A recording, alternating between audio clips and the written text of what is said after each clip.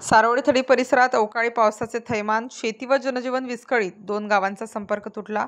निफाड तालुक्यातील सारोळेथडी परिसरात शनिवारी रात्री व रविवारी पहाटे झालेल्या मुसळधार अवकाळी पावसाने अक्षरशः थैमान घातले। सलग अनेक तास झालेल्या पावसामुळे शेतशिवारात पाणीच पाणी झाले असून शेकडो एकर शेती पाण्याखाली गेली आहे। विशेषतः चाळीमध्ये साठवलेला कांदा, सोयाबीन, मका, टमाटे आदी पिकांचे मोठ्या प्रमाणावर नुकसान झाले आहे।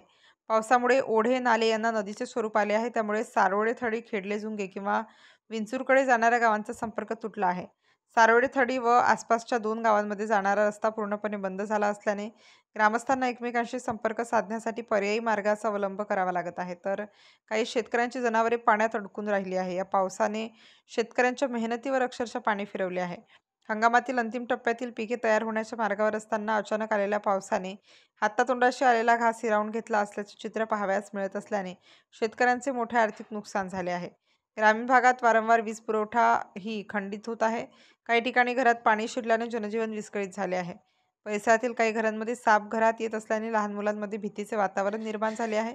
यामुळे नागरिकांना बाहेर पडणे कठीण झाले आहे।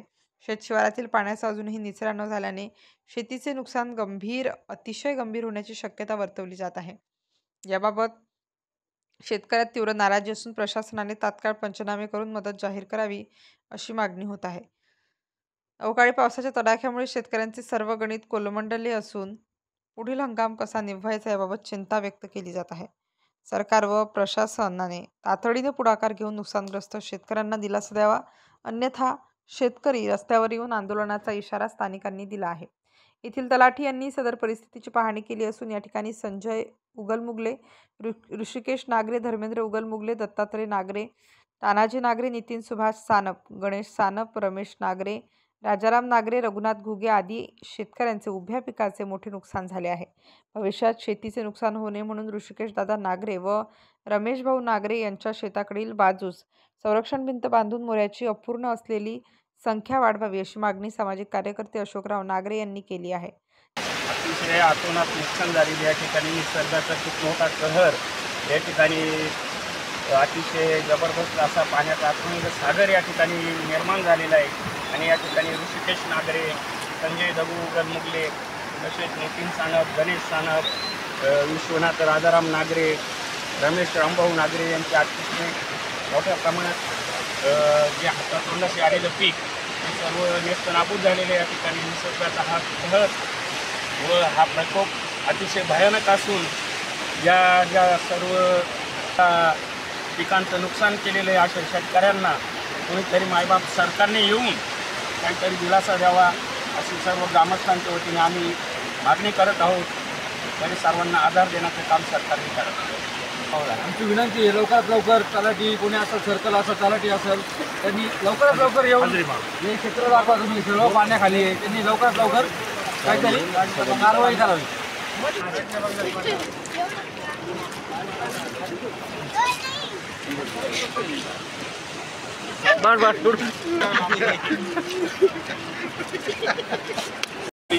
कालच्या झालेल्या अवकाळी पावसामुळे मी घातलेला बरवा मुरुम आणि दगडाचा अति पावसामुळे वाहून गेलेला आहे आणि माझ्या पूर्ण वावरामध्ये आज मुरुम दगड झालेला आहे आणि भविष्यात पण ती जमीन नापीक होणार आहे।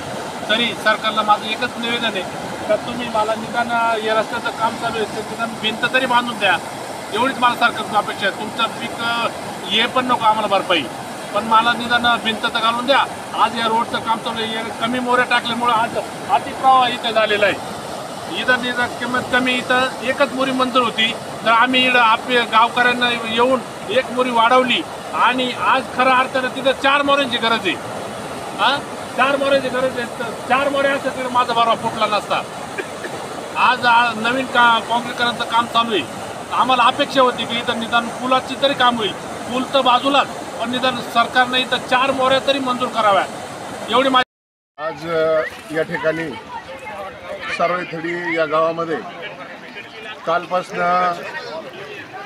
अतिशय जास्त प्रमाणामध्ये जो काही पाऊस झालेला आहे, इथं डोंगरगाव, बोकडदरे, धरणगाव, नांदूर, बिंदेश्वर, दिंडोरीपासून या गावामध्ये या ज्या नाल्याला येणारं पाणी जास्त प्रमाणात येतं। इथं रस्त्याचं चालू असलेलं काम आणि मोऱ्यांचं चालू असलेलं काम यामुळे हे जे 2 घरं आहेत, सकाळी या 2 घरांमध्ये पाणी होतं आणि वरच्या संपूर्ण शेतकऱ्यांचं या ठिकाणी अतोनात अशा प्रकारचं नुकसान झालेलं आहे. तर या ठिकाणी भुजबळ साहेबांना सकाळपासून फोन चालूच आहे. साहेब, येवला तालुक्याच्या पूर्व दरामध्ये पाणी चालू आहे, परंतु त्यांनी संबंधित अधिकाऱ्यांना या ठिकाणी सूचना देऊन स्थानिक आपले कामगार तलाठी असतील, सर्कल असतील, तहसीलदार साहेब असतील यांना सूचना देऊन संपूर्ण या ठिकाणी पंचनामे करायला लावलेले. तरी सर्व शेतकऱ्यांच्या वतीने मी शासनाला विनंती करतो की लवकरात लवकर हे जे नुकसानी झालेलं आहे, या नुकसानीचे पंचनामे करून या शेतकऱ्यांना त्यांना जे काही त्यांचे पिकं उद्ध्वस्त झालेले त्या पिकाची भरपाई या ठिकाणी देण्यात यावी, त्यांना थोडासा दिलासा या ठिकाणी मिळेल. आणि हे जे घरं आहेत या घरांमध्ये सुद्धा सकाळी पाणी होतं आहे. आता पाण्याचा फ्लो थोडा कमी झालेला आहे, त्यामुळे आता थोडंसं वातावरण बरं आहे. पण याही नंतर जर पाऊस वाढला तर परिस्थिती अजून गंभीर होऊ शकते.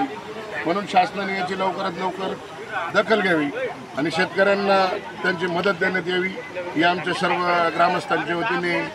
या ठिकाणी हे जे आता कॉन्क्रीट रोड चालू आहे, विंचूर ते खेडलेजोंगेचा जो काही रस्ता चालू आहे, याला ज्या मोऱ्या त्यांनी टाकलेल्या आहेत त्या मोऱ्यांच्या समोर शेतकऱ्यांच्या वावराच्या कडेला एक संरक्षण भिंत दोन्ही मोऱ्यांना या स्टार न्यूजसाठी मुकुंद आव्हाड, सारोळे थडी.